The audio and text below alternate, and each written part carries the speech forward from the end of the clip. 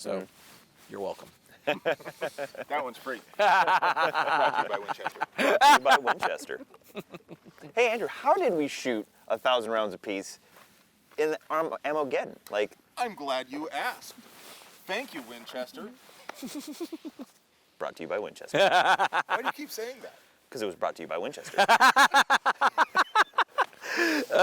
I love it. Hi, I'm Jeff Gonzalez, president of Trident Concepts, and today I want to tell you about a fun and exciting class that's coming up here in the Phoenix area, October 16th and 17th. We're going to be at the C2 Tactical Facility doing our Pistol 2 class, that Combative Pistol 2 class. That's 16 hours of training, great program. It's ideally suited for anybody that's interested in carrying a firearm, in particular a handgun, for concealed carry. They want to improve their marksmanship. They're looking at something for home defense. It's a great class. You can find out more information about the class by going to the C2 Tactical website, or you can come to our website, tridentconcepts.com, and we'll shoot you over to their link. All right, I'm looking forward to seeing everybody there. Until then, take care and stay safe.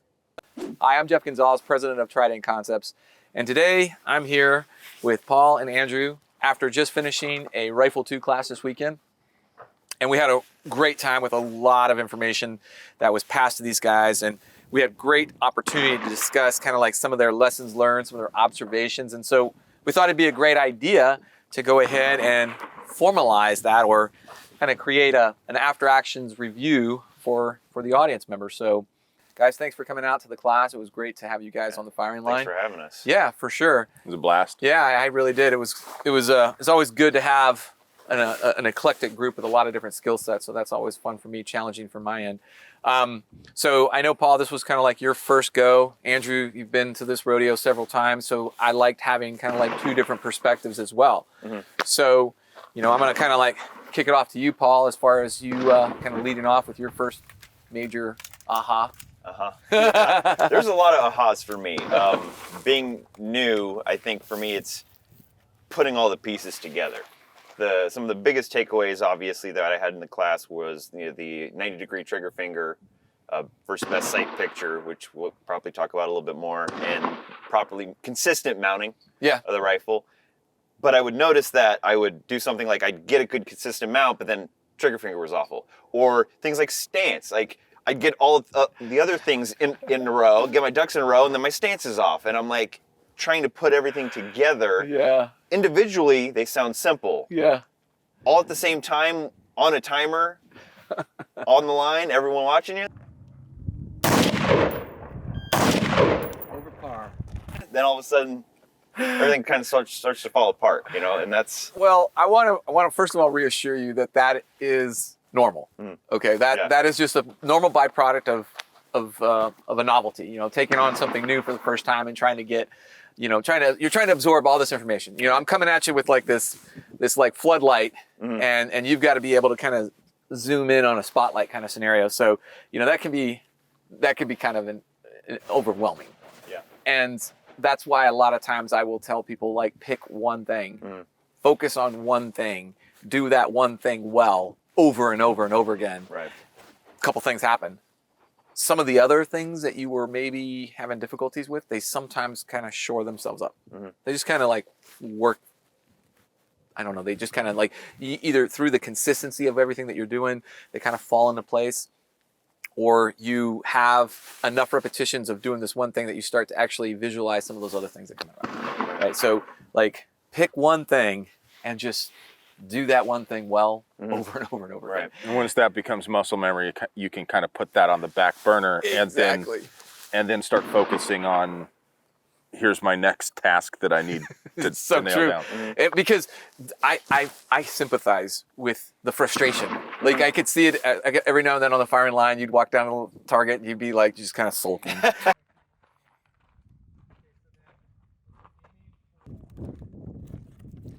All right.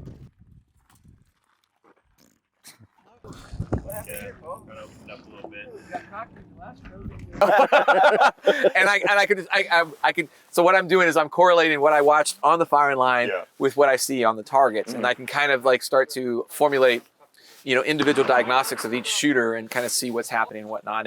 And for you, there was Irons So, are on your like- left, and they're off, and the red dot is on the right. So mission critical. I've got The ability to follow mid-range, instructions so like is you know, if I had challenging to for you. defend my block. You know, they just had like everything was going up at the wall at one time, and that from a diagnostic point of view is super hard to try and remedy, Right. like to provide you with like guidance, like what should you be focused on. So, you know, we eventually did figure out what we needed to have you focused on, and once we did, things started to fall Day in. 1 to day 2, I think, was a pretty big difference too.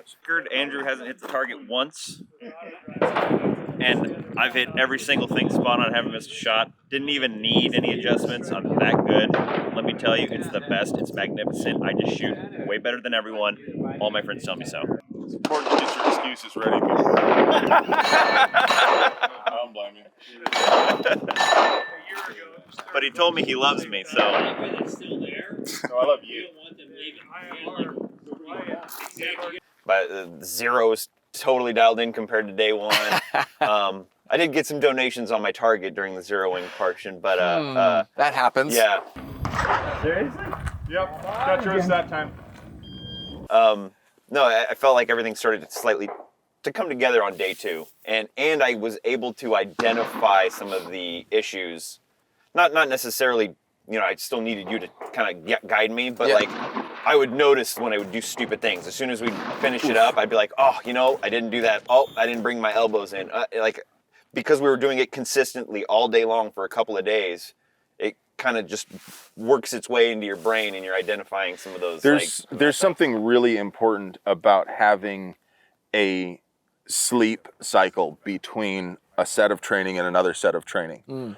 For you to be able to self-diagnose and all that, because you learn so much stuff in that first day, and then you go home and you have a beer and you eat and you go to sleep, and your brain, sure, you're dreaming about fluffy unicorns and all that, but How'd you know? somehow subconsciously your brain is still processing all those things, and the next day you're way more aware of those things that were not on your mind at all the first day. And that's the reason why at the end of day 1, we try to have you each pinpoint what was your big lesson learned from the day, so that it becomes something that you are focused on in the off time. So it's like it becomes something that's front loaded for you the next day.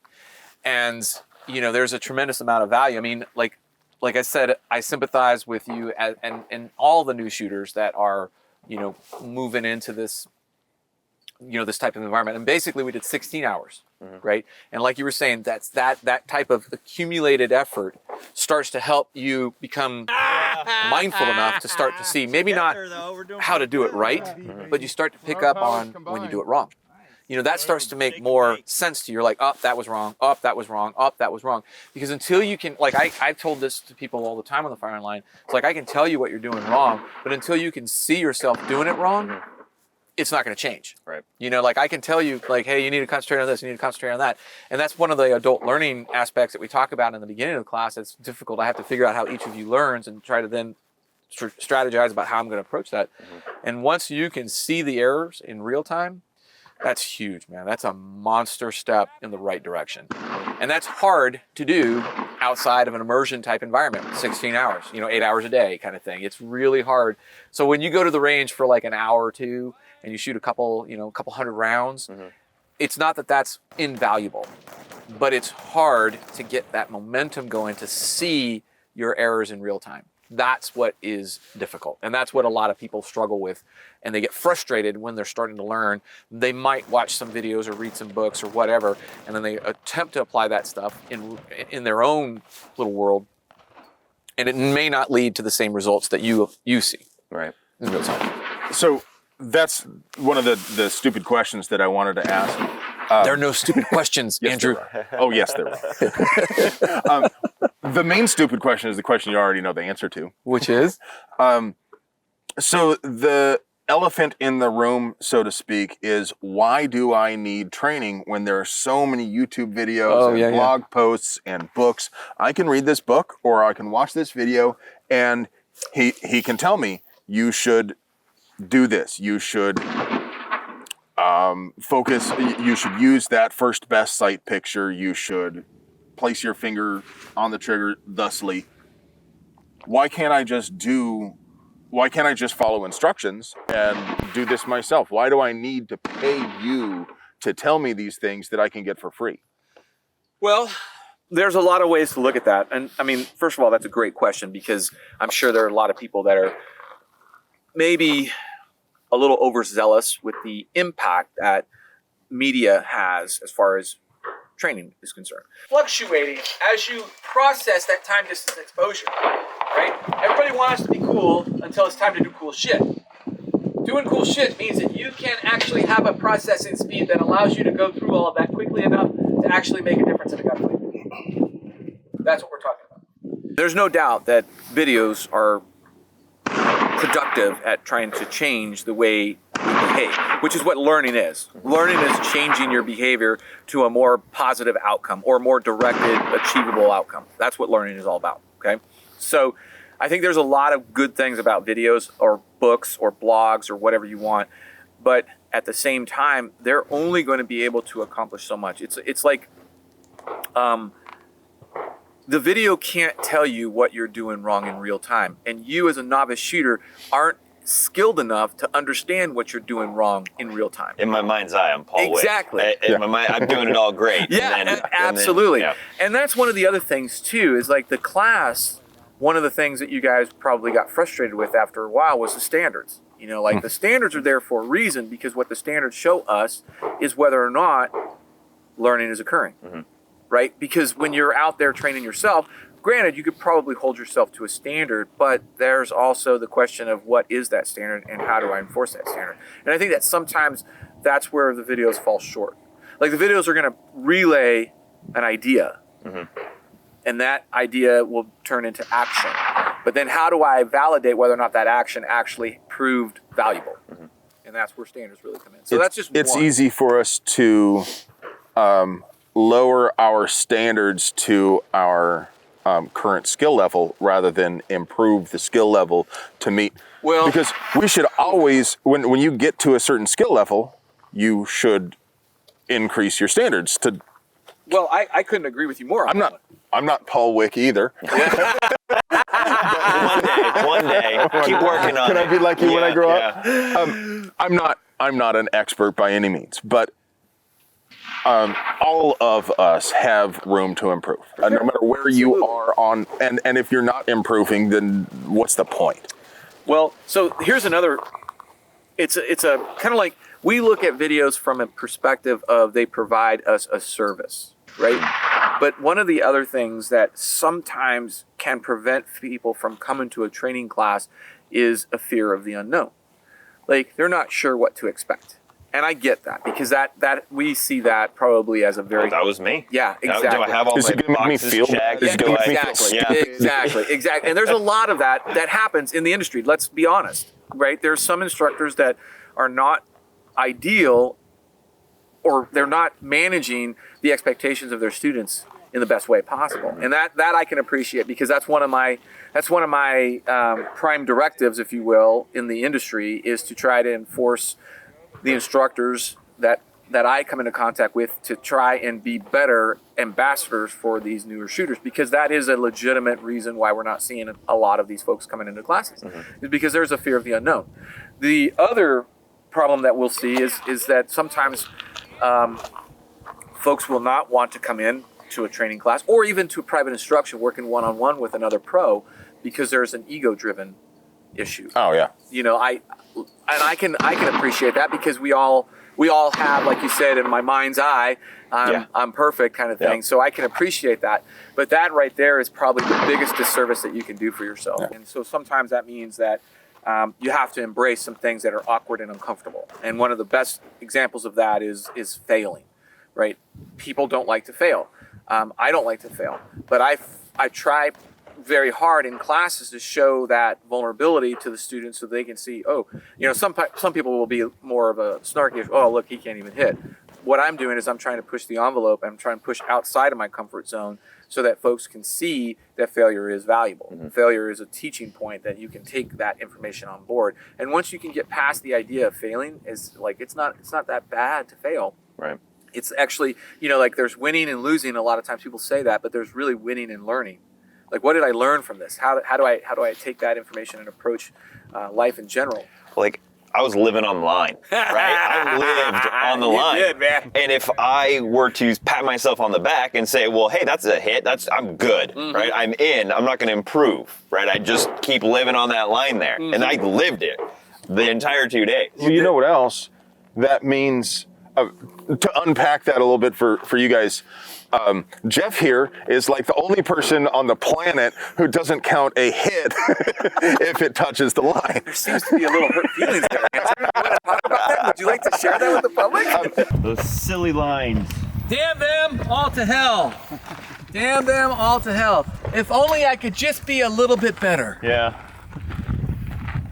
So that's the catch-all, if you will. And fortunately, videos can do that, is they can promote a lot of bad habits that I end up having to clean up in class. And sometimes we reference those as training scars and how we have to kind of work around those. And I've had students that I was their first exposure to formalized instruction, and they got the bug. They're out there training all the time. And I'll see them as return students whenever I circle back to the locations, and you just watch their progress. Just watch them as they kind of like climb that progression of skill development. It's so awesome, so great to see. And when we circle back, a lot of times they'll just talk about like their foundation. Like that foundation right there was key. It is what gave me that jump start that allowed me to, number one, advocate for my own training. I could figure out what I'm doing wrong, but I also realized that there's plenty of gaps that I can't fill. Even as an advanced student, seasoned student, I still need assistance from an expert, if you will. Right.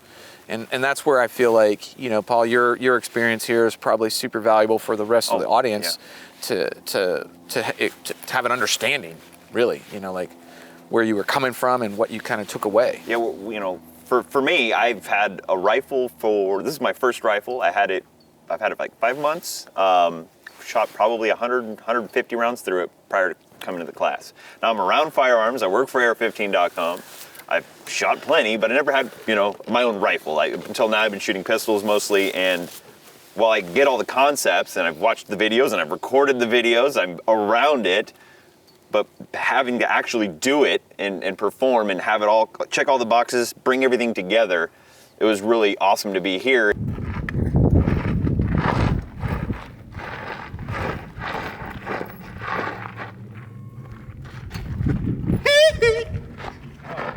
We're Kevin. I told you, I can't unsee that shit. Stop.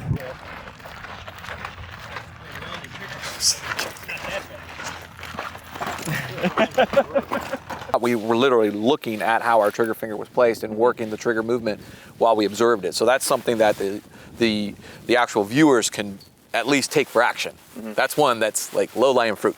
Right. To take off. And so what that means is that the tip of your trigger finger, when it's properly placed on the trigger, should be low and deep, and then the tip should be pointing 90 degrees. And that's a simple little check that you can actually feel for, but you can also visualize. So yeah, like try not to get wrapped around, again, absolutes. Try not to get wrapped around with absolutes, always and nevers. There's always going to be a time when never is going to be the answer. So what I heard you say is the high ready is absolutely always the best answer. It's the only correct answer, and both of the other positions are just plain retarded. You should never do it. Basically. Okay. I think that's a good. Is that totally what you said? That was totally what I said. Totally. I think that's like a perfect wrap up, right? Basically, everything we've kind of covered goes back to having the training, being able to make the decisions in the scenario, and on the internet, what do we see 99% of the time? Creating content. What's the best? What gun should I buy? What's the best? What's the best? Yeah. Well, in this sense, it's getting out here, getting the training, Yeah. and getting the knowledge and working the mechanics, Yeah. and being able to solve that problem if and when it arises based on what you've learned. That's so true. Well, here's the time to self-promote. Oh. So we know training's important. We've covered all the no, not possibly all. We've covered many reasons that training is important, but why is your class important? Well, I think we do things a little bit differently. You probably had an opportunity to mingle with some of the other students that had been through a lot of classes. The performance standards that we have are really what are a driving force in everything that we do. It allows us to actually make that objective, or I guess objective is the right term, decision about right from wrong, good from bad, plus from minus kind of thing. So those performance standards allow us to make that type of an informed decision. And I think that's very unique and different. Plus, the programs are challenging. They're scalable and challenging. In this class, we had 2 guys that were shooting at the higher score. They were shooting the varsity scores, and they did well. They did really well. I don't think people can really appreciate how hard it is to shoot those to shoot the varsity scores. And that's one of the things that makes it really hard, is that we're going to get a class with a lot of different skill sets. And I have to have a way to manage all those different skill sets. Like, those guys would have been bored out of their minds had I not had the ability to challenge them with that type of other scoring system. And I think, too, the bottom line, we talked about this on day one. Everything we're going to put out is battlefield tested. Everything that we do is performance based. And I think those are 2 very important reasons. Not to say that other guys aren't doing that, but I can tell you unequivocally that we're the only ones that have been collecting metrics on all of our standards since we started our training, almost 20 years ago. And that right there is the kind of like the proof in the pudding. Is like, we can go back 5, 10, 15 years That's a lot of data. It is a lot of data. And that's why I'm like, okay, well, yeah, the data says something different, but okay. I'm glad you feel that way. You go, boy. And that's how I look at it. I'm like, okay, well, you're missing out on an opportunity. Here's what the data's telling you. You can either take that information on, but that's a lot of times where that ego kind of, oh, wait a minute, I thought it was a lot better. And that's what we see a lot of times, is like, people come in with an expectation. Well, this was a 2.0 class. People come in with an expectation. Oh, I'm an intermediate shooter. Maybe, but this will give you definitive response as to whether or not you are. Awesome. Yeah. Well, Jeff, thank you. My pleasure, Andrew. Thank you. I feel like I improved a bit. Good. It's always eye-opening to take a class from a competent instructor, and you are absolutely a competent instructor. And thank you very much. It's a pleasure to learn from people who are smarter than I am. Paul, thank you for bringing me. Yeah. Thank you guys for watching.